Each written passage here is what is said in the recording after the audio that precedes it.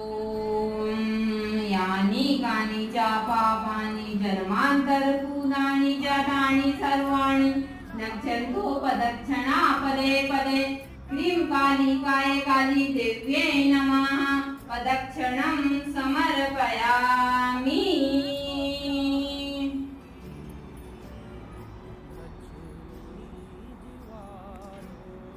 ओम सद्दया सिद्धया भक्तया हर हर प्रेरणां समर्पिता क्लीं कालिकाय काली देव्यै नमः मंत्र पुष्पांजलि समर्पयामि।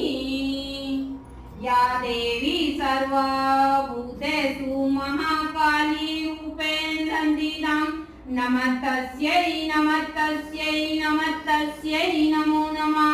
क्लीं कालिकाय काली देव्यै नमः नमस्कारं समर्पयामि।